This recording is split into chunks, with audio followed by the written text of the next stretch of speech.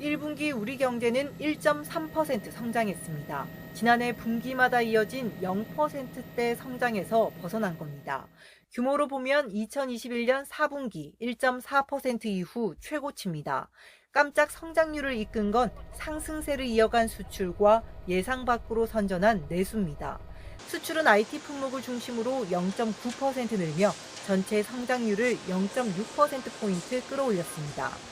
내수 기여도는 0.7%포인트로 더 높았습니다. 민간 소비 0.8%, 건설 투자가 무려 2.7%나 급증한 결과입니다. 기저효과, 기상여건, 그다음에 기성 실적들 이런 것들이 반영이 돼서 이렇게 높게 나온 거고요. 민간 소비는 소비 심리 회복, 대외 활동 증가 등으로 의류, 음식점 등의 소비가 늘어 다만 내수가 완전히 회복 국면으로 접어들었다고 보기는 이르다고 평가했습니다. 부동산 PF 관련 불확실성 속에 건설 투자가 부진한 흐름으로 돌아설 수 있기 때문입니다. 특히 중동 위기 양상에 따라 환율과 유가가 출렁이고 있는 만큼 실물 경기에 악영향을 줄 수 있다는 점도 우려했습니다. 이에 빠른 회복세를 보인 1분기 성장 흐름이 앞으로도 유지될지는 지켜볼 필요가 있다고 강조했습니다. 한국은행은 예상을 크게 웃돈 1분기 성적표와 경기 상하방 요인을 모두 고려한 올해 성장률 수정 전망치를 다음 달 발표합니다. YTN 이영훈입니다. 한국은행이 바라보는 올해 성장률 전망치는 2.1%입니다. 반도체를 중심으로 수출이 지난해 3분기부터 살아나면서 글로벌 투자 은행들이 잇따라 올해 한국 경제 성장률 전망치를 올렸습니다. UBS는 전망치를 2%에서 2.3%로, CT는 2%에서 2.2%로, HSBC는 1.9%에서 2%로 각각 상향 조정했습니다. AI 반도체 수요 확대와 미국의 강한 성장세, 중국의 경기 회복 수혜를 한국이 볼 것으로 예상했습니다. 그렇지만 고환율과 중동발 위기 등 대외 변수도 만만치는 않습니다. 환율이 이번 주 들어 다소 진정되는 추세를 보이고 있지만 미국의 금리 인하 시기가 지연되면서 여전히 불안 요인이 되고 있습니다.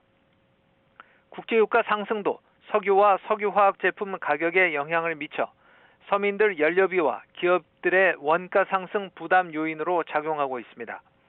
문제는 침체된 내수가 얼마나 살아나느냐입니다. 농산물과 원자재 가격 상승 여파가 물가를 계속 자극하고 있어 한은이 3.5%인 기준금리를 올해 안에 과연 낮출 수 있을지 우려가 커지고 있습니다. 지금까지 경제부에서 YTN 유한홍입니다. 최상목 부총리 겸 기획재정부 장관은 1분기 실질 국내 총생산 GDP가 전분기보다 1.3% 성장한 건 우리 경제 성장 경로의 선명한 청신호라고 평가했습니다.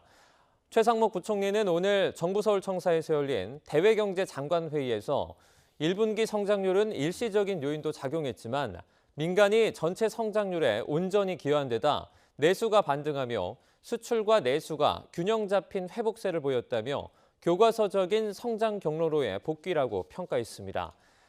최 부총리는 이번 성장률은 2021년 4분기 이후 2년 3개월, 코로나 기간을 제외하면 4년 6개월 만에 가장 높은 성장률이라고 강조했습니다. 전분기 대비 1.3% 높은 1분기 경제 성장률은 0.5에서 0.6%였던 시장 전망보다 2배 이상 높습니다. 정부는 재정이 아닌 민간 주도 성장에 수출과 내수가 균형 잡힌 회복세를 보였다며 교과서적인 성장 경로로의 복귀라고 평가했습니다. 오랜만에 성장 경로에 선명한 청신호가 들어왔습니다. 이는 21년 4분기 이후 2년 3개월, 코로나 기간을 제외할 경우 4년 6개월 만에 가장 높은 성장률입니다. 기재부는 성장세 지속을 예상하며 2.2%인 연간 전망치 상향 조정을 시사했습니다. 하지만 서민들은 아직 내수 경기 회복을 체감하지 못합니다. 민간 소비는 워낙 안 좋았던 전분기에 비해 0.8% 늘었지만 지난해 같은 분기와 비교하면 1.1% 증가에 그쳤습니다. 갤럭시 S24 시리즈 출시라는 일회성 요인도 있었습니다.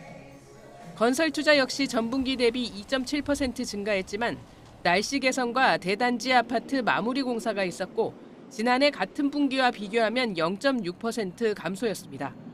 순수출 기여도 증가 역시 통상 수출이 늘면 함께 증가하던 수입이 이례적으로 감소한 것이 영향을 미쳤습니다. 순수출이 지속적으로 높아져가지고 연간 내내 지속될 것인가가 한 가지 이슈가 될 수 있을 것 같고요. 내수 쪽에도 좀 좋은 영향이 있을 수가 있는데 그게 언제쯤 나타날 수 있을까에 대한 고민이 좀 필요한 부분인 것 같습니다. 정부는 국민 구매력과 밀접한 지표인 실질 국내 총소득 증가율이 1분기 2.5%로 경제 성장률을 크게 웃돈 것을 의미 있게 봅니다.